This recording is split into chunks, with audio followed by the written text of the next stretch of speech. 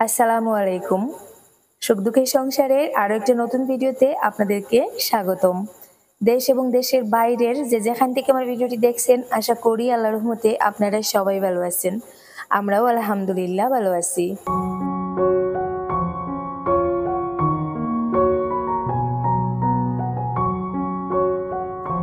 প্রতিদিনের মতন আবারও আরো একটা নতুন ভিডিও নিয়ে হাজির হয়ে গেলাম।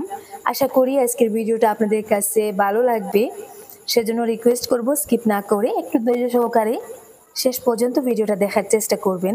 আর সেই সাথে যারা এখনো ভিডিওতে একটা লাইক দিতে ভুলে গেছেন, প্লিজ একটা লাইক দিয়ে ভিডিওটা কন্টিনিউ করুন। বরবটির গাছগুলোতে আবারও কিছু বরবটি উঠানোর উপযুক্ত হয়ে গেছে, তো ওগুলো ভাবলাম উঠিয়ে নেই। বেশি একটা হবে না, কারণ এখানে গাছও তেমন একটা নেই, সামান্য কয়েকটা গাছ প্রথম দিকেই আরিয়ানের বাবা লাগিয়েছিলেন। গাছগুলো লাগানোর পরে গাছগুলোতে আর তেমন কোনো একটা যত্ন করা হয়নি। আমি অসুস্থ ছিলাম, প্লাস রমজান মাস ছিল, ওই জন্য আর করা হয়নি।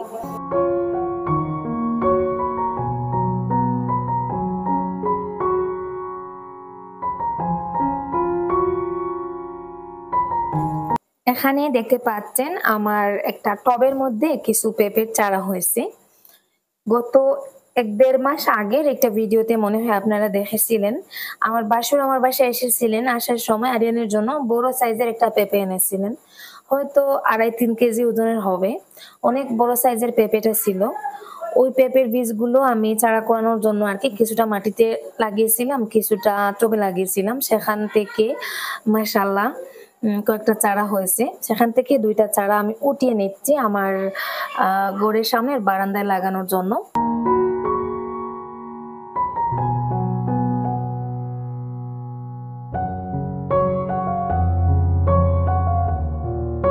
পেঁপের গাছগুলো লাগানোর জন্য এখানে 2টা গর্ত করতে হবে। গর্তগুলো জুবাইর করে দিচ্ছে, তো আমি এখন আর কোদাল দিয়ে মাটি কুড়াকুড়ির কাজ তেমন একটা করতে পারি না।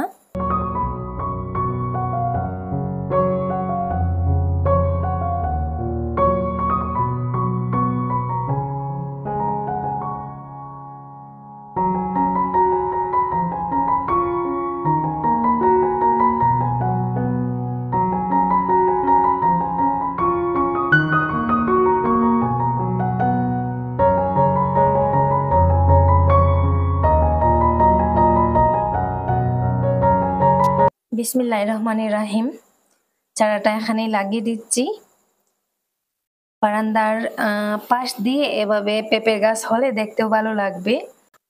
আর আমার সবজি বাগানের ওইদিকে এখন আর তেমন কোনো এক্সট্রা জায়গা নেই নতুন করে গাছ লাগানোর জন্য, তো ভাবলাম বারান্দায় যে 5টা বেড়া দিয়েছি ওখানেই লাগিয়ে দেই। এই যে দেখুন, এখানে একটা চারা লাগিয়ে দিলাম, আর ওই পাশে আরো একটা চারা লাগাবো। আসলে বুঝতে পারতেছি না যে এখানে ভালো হবে কিনা, তাই 2টা লাগিয়ে টেস্ট করতেছি। কিছুদিন রাখার পরে যদি দেখা যায় চারাগুলোর স্বাস্থ্য ভালো হচ্ছে, তেমন কোনো অসুবিধা হচ্ছে না, তাহলে আরো কিছু চারা ওইভাবে সারি বেঁধে লাগাবো।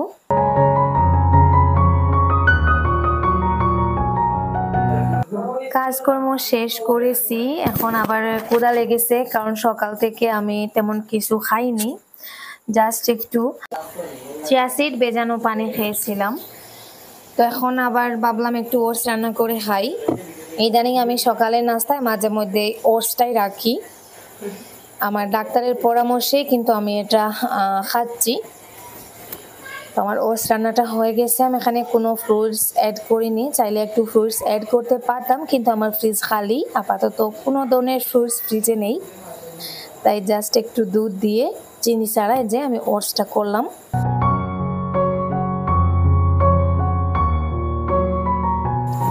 আজকে জুবাইরের প্রথম স্কুল, ওর ড্রেসটাও গতকালকে গিয়ে নিয়ে এসেছে, আর আজকে সে প্রথম ক্লাসে জয়েন করবে। তো সে আজকে অনেকটা এক্সাইটেড, দেখতে পাচ্ছেন একেবারে সেজে গুজে সুন্দরভাবে যে নতুন একটা ব্যাগও কিনেছে। তো এই যে সে স্কুলে যাওয়ার জন্য রেডি হয়ে আমাকে বলার জন্য এলো, তো সেই ফাঁকে আপনাদেরকেও আর কি একটু দেখিয়ে দিল। তো এদিকে আজকে তো গরম পড়েছে, কি বলবো, আমার কুকুরের বাচ্চাটাও বাইরে বসে জুড়ে জুড়ে শ্বাস নিচ্ছে, ছাগলটাও বাসায় চলে এসেছে। ওদের চেহারা দেখাই মনে হচ্ছিল ওরা অনেকটা পিপাসার্ত। তো দেখতে পাচ্ছেন আমি ওদেরকে পানি দিলাম, ওরা কতটা আগ্রহ নিয়ে মজা করে শান্তিতে পানিটা পান করছে।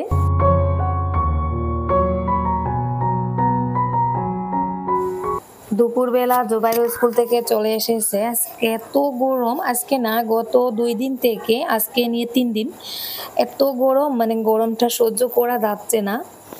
তো ওদেরও আজকে ফার্স্ট ক্লাস ছিল, ক্লাসও হয়নি। তো বাসায় চলে এসেছে, আসার পরে বললাম একটা নারকেল ছিল দিতে। সেদিন আমার শাশুড়ি মা আসার সময় নারকেলটা এনেছিলেন। আসলে ওটা এখনো পরিপক্ক হয়নি, আর ডাবও বলা যাবে না, মানে অর্ধেকটা কাঁচা অর্ধেকটা আর কি একটু শক্ত হয়েছে এরকম। তো ভাবলাম পানিটা বের করে খাই, একটু আরাম লাগবে হয়তো।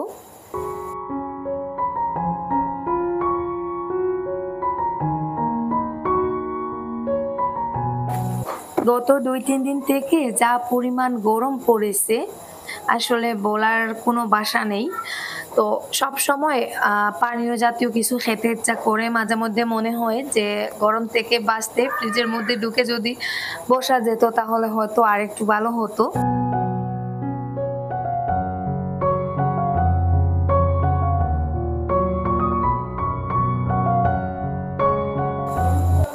নারকেলের পানিটা জাস্ট খেয়েছি, হঠাৎ করে দেখি আমাদের উঠানের মধ্যে একটা গাড়ি চলে এসেছে। তো আমার ননাসের হাজবেন্ড মানে হানিফের বাবা এসেছেন গাড়ি নিয়ে, কিছু গোবর সার নিয়ে। আসলে আমি তো গোবর সার পাচ্ছি না। এটা শুনে আমার ননাস ওনার হাজবেন্ডকে দিয়ে অনেকগুলো গোবর সার পাঠিয়ে দিয়েছেন। তো ওনাদেরকে এখন একটু আর্টিফিশিয়াল শরবত দিলাম, তারপর চা দিতে হবে, চাটাও আমি করে নিচ্ছি। আমি একটু সবুজ প্রেমী, প্রকৃতি প্রেমী, তারপরে চাষাবাদ প্রেমীও বলতে পারেন। যদিও বা বাসায় টুকটাক সবজি চাষ করতে চাই, করার ইচ্ছা থাকে, কিন্তু গোবর সারের অভাবে সেটা আর করা হয় না। আশেপাশের বাসা থেকে আগে টুকটাক গোবর সার কিনে আনতাম, এখন ওই বাড়িতে গরু নেই তাই আর পাওয়া যায় না। তো যাই হোক, আজকে উনি কিছু গোবর সার এনে দিয়ে আমাকে অনেকটা নিশ্চিন্ত করলেন। আর আমি এখন নিজের মতন করে আর কি গাছের গোড়া একটু যত্ন নিতে পারবো। আর সেই সাথে যে দেখুন আরো একটা জিনিস এনেছেন, পেঁপে, অনেক বড় সাইজের একটা পেঁপে। তো আমি বুঝতে পারি না আমার কাছে কেন এত বড় পেঁপে হয় না। এটা আসলে ভিডিওতে এভাবে বোঝা যাচ্ছে না, এক হাতে নিয়ে কিন্তু উঠানো যায় না, মনে হয় এত ওজন, ঠিক একটা মিষ্টি কুমড়ার মতন। তো ওনাদের বাড়ির গাছেরই পেঁপে এটা। তো যাই হোক, এখন পেঁপেটা কেটে দেখি পাকা নাকি কাঁচা। বাইরের দিকটা দেখে মনে হচ্ছে লাল হয়ে গেছে, কিন্তু ভেতরের দিকটা এই যে দেখুন অর্ধেকটা পাকা।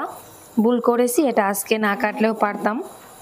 তো গরমের মধ্যে আসলে ভাবলাম পেঁপেটা কেটে দেখি, গরমের মধ্যে আসলে এই ধরনের ফল খাইতেই ভালো লাগে।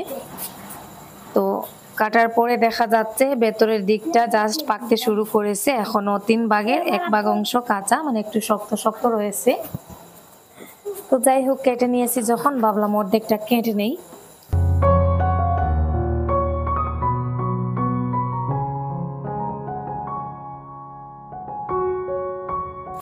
আপনারা অনেকে আমার হোয়াটসঅ্যাপে ফোন দেন, মেসেঞ্জারে ফোন দেন, তো আমি রিপ্লাই না দিলে আবার রাগারাগি করেন। তো সেই জন্য আমি আপনাদেরকে একটা জিনিস দেখাই। এই যে দেখুন, আপনারা যে ফোনটাতে ফোন দেন সেটার কিন্তু ডিসপ্লে অনেক দিন থেকে খারাপ হয়ে পড়েছিল। তো অনেকে আমায় ভুল বুঝেন, আমি ফোন উঠাই না বা মেসেজের রিপ্লাই দিই না। তো আমার যে ফোনটাতে আপনারা ফোন দেন, আমার পুরনো যে নাম্বারটা আপনাদেরকে আমি দিয়েছিলাম, অনেকের কাছে সেই নাম্বারটা আছে। তো এই যে দেখুন, এটার উপরের যে গ্লাসটা সেটা পুরোপুরি অন্ধকার ছিল। তো এই যে দেখুন, আমার যে ফোনটাতে আপনারা ফোন দেন বা মেসেজ দেন, এটার ডিসপ্লে আসলে কোথাও পাওয়া যাচ্ছিল না। ফোনটা যেহেতু একটু দামি আর ওটার ডিসপ্লে লাগাতেও একটু বেশি খরচ হয়, ওই জন্য আমি লাগাবো কি লাগাবো না সেটাই ভাবছিলাম, কারণ ফোনটা একটু পুরনো। আর একটা পুরনো ফোনে এত টাকা দিয়ে একটা ডিসপ্লে লাগানোর থেকে একটা নতুন কিনাই আমার কাছে বেটার মনে হয়েছিল।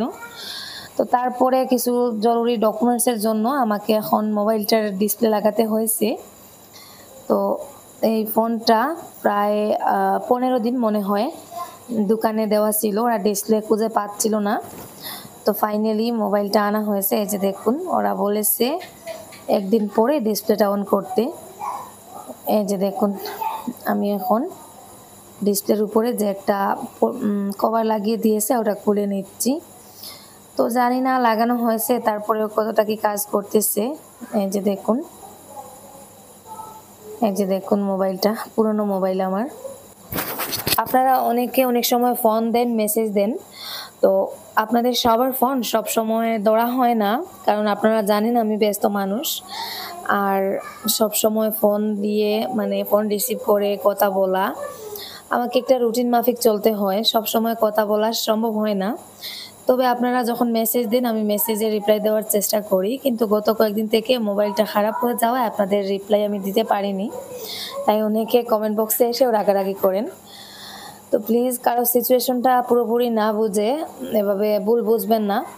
তো এদিকে অনলাইনে আমার আরও একটা অর্ডার ছিল, তো আজকে একটা পার্সেল এসেছে। 2টা প্যান্ট অর্ডার করেছিলাম, প্লাজো প্যান্ট বাড়িতে পরার জন্য। তো এই যে দেখুন আজকে প্যান্টগুলো চলে এসেছে।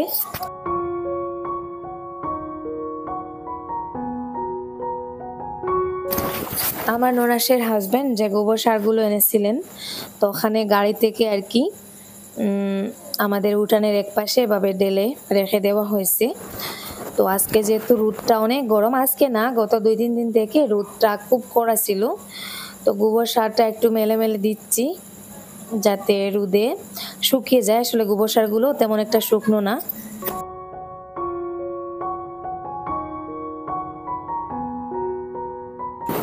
এত গরমে আমরাও যেহেতু 5 মিনিটে একবার পানি খাচ্ছি, গাছগুলোরও পানির প্রয়োজন। মাটিগুলো শুকিয়ে মনে হচ্ছে গাছগুলো মুখের দিকে তাকিয়ে আছে আর বলছে আমাদেরকে একটু পানি দাও। মাটিগুলো হালকা হালকা ভেজা আছে, তারপরেও ভাবলাম একটু পানি দিয়ে দেই আজকে। নারকেলটা কচি ছিল তাই ভেতরের অংশটা এই যে দেখুন নরম রয়েছে, শক্ত হয়নি। তো নারকেলটা কিভাবে কাজে লাগাবো ভাবছিলাম, তারপরে আইডিয়া এলো যে নারকেলটা দিয়ে কিছু নারকেলের মোমো বানিয়ে নেই, সেদিন যেটা করেছিলাম। তো আজকেও সেটাই করব, কারণ সেদিন নারকেল দিয়ে যে মোমোগুলো করেছিলাম সবাই খেয়ে বলেছিল অনেকটা মজা হয়েছে, সবাই প্রশংসা করেছে। তো আজকে ভাবলাম সেটাই করে নেই, আজকে একটু প্রশংসা না হয় পাবো। তো এই যে দেখুন নারকেলটা কুড়িয়ে নেওয়া হয়েছে, অনেকটা নরম নরম নারকেলটা। তো ওটা আসলে কামড়ে কামড়ে খাওয়া যাবে না, তাই ভাবলাম ওইভাবেই একটু কাজে লাগিয়ে নেই। তো আমি এখানে রুটি বেলতেছি মোমোটা করার জন্য।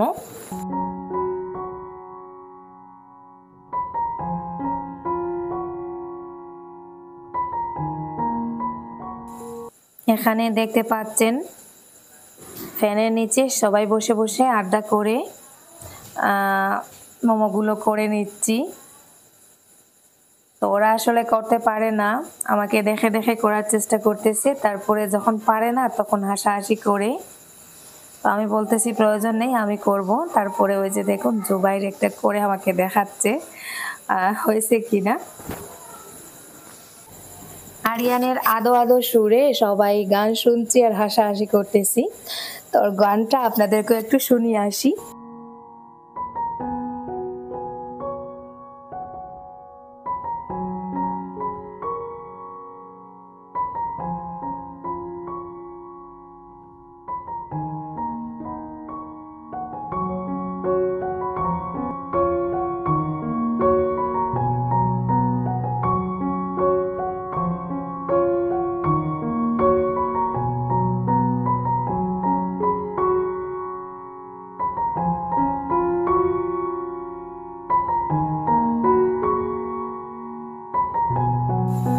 শুনতে পেলেন ওর গান। ও আসলে একটু বড় হয়েছে, তবে এখনো ওর সাউন্ডের মধ্যে আর কি একটু বাচ্চা বাচ্চা ভাব রয়েছে, কেমন জানে একটা আদো আদো ভাষায় কথা বলে। আমার আগের ভিডিওগুলো আপনারা যারা দেখেছেন তারা অবশ্যই ছোটবেলা ওর গান শুনেছেন, একেবারে আদো আদো সুরে যখন যা ইচ্ছা গানের আগা মাথা গুড়া পড়াশোনা মধ্যে মধ্যে মিক্স করে গানের মতন করে বলতো। তো এখনও সে সেটাই করে, যখনই মোবাইলে কোনো গানের গান শুনে বা চোখের সামনে কোনো গান চলে আসে, সেটার আগা মাথা গুড়া সবকিছু এক করে সে নিজের মতন করে একটা গান বানিয়ে নেয়।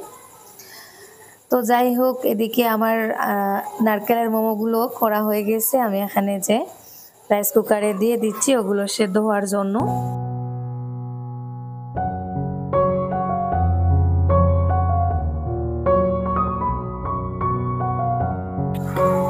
ওইদিকে মোমোগুলো হতে থাক, আর আমি এখন আরো কিছু কাজ করব বলতে গার্ডেনে কাজ করব।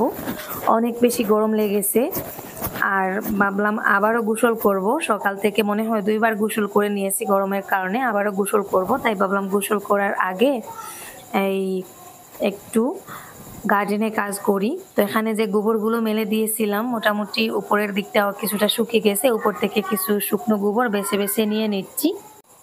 তো এখানে ভিডিওর কিছু অংশে আপনারা আমার বোনজি হাসিনা আর শারমিনকে দেখতে পাচ্ছেন। তো আমি আসলে এখানে 2 দিনের ভিডিও মিলিয়ে আপনাদের সাথে শেয়ার করেছি, তাই কিছু অংশে তাদেরকে দেখতে পাচ্ছেন, কিছু অংশে তাদেরকে দেখতে পাচ্ছেন না।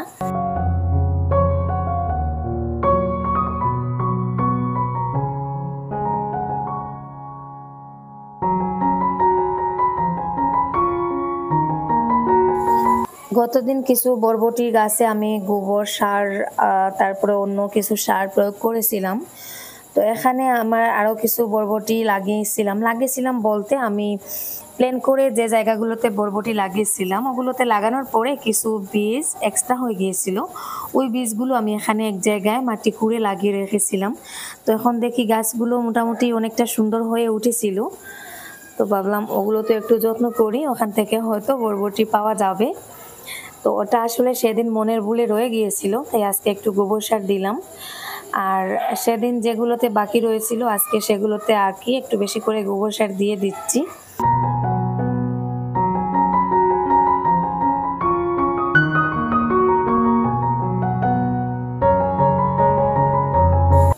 এখানে জিঙ্গার গাছগুলো মোটামুটি লম্বা হয়ে যাচ্ছে, আস্তে আস্তে লতানো শুরু করেছে। তো এখন বাঁশের কঞ্চি পুঁতে দিতে হবে মাচায় উঠানোর জন্য। তো কিছু বাঁশের কঞ্চি পুঁতে দিচ্ছি। গত পরশুদিন ওই গাছগুলোতে গোবর সার দিয়েছিলাম।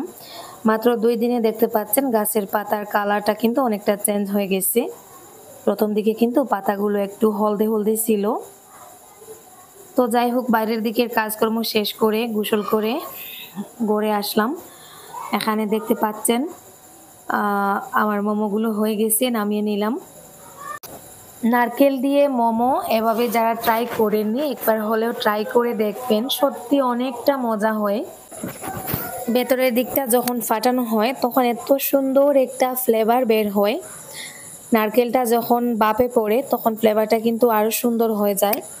আমি এখানে একটা প্লেটে সাজিয়ে নিয়েছি।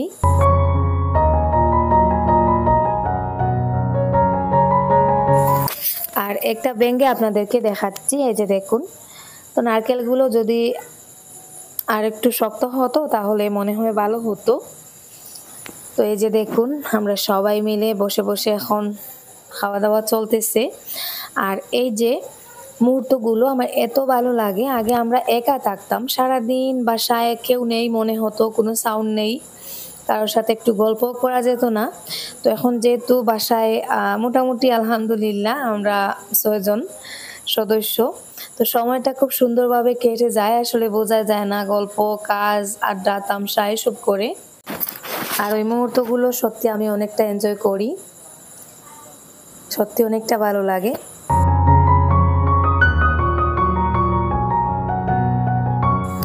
এখানে রাতের বেলার একটা ভিডিও ফুটেজ আপনাদের সাথে শেয়ার করলাম। সারাদিন কাজকর্ম করেছি, সন্ধ্যার পর থেকে তো জ্বর এসেছে কি বলবো, আর সেই সাথে শ্বাসকষ্ট, তো পেটেও ব্যথা ছিল। অসুস্থ অবস্থায় আসলে ওই ভিডিও ফুটেজগুলো করার মতন ধৈর্য বা ক্ষমতা কোনোটাই আমার ছিল না। ওই ভিডিওটা জুবাইর করেছিল, আমি আসলে প্রথমে বুঝতেও পারিনি ও ভিডিও করছিল। তো আমার ছাগলটা দেখতে পাচ্ছেন বারবার আমার পাশে এসে আমাকে দেখতেছে। সবাই চলে গেলেও কিন্তু আমার ছাগলটা আমার পাশে আছে। তো ওই রাতে আমার যে সিচুয়েশনটা ছিল বলার মতন না। এখানে দেখতে পাচ্ছেন আমি একটু অসুস্থ, কারণ শ্বাসকষ্ট ছাড়ার পরে এখানে আমি শুয়েছিলাম। তো তখনকার ভিডিও ফুটেজ মনে হয় এটা। তো গতকালকে এমন হয়েছিল, মনে হচ্ছিল আমি মারা যাচ্ছিলাম।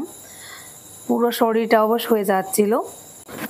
হয়তো আমার ওই অসুখটার জন্য এমনটা হচ্ছে। আগামীকালকে ডাক্তারের কাছে যাব ইনশাল্লাহ। সবাই দোয়া করবেন আমার জন্য।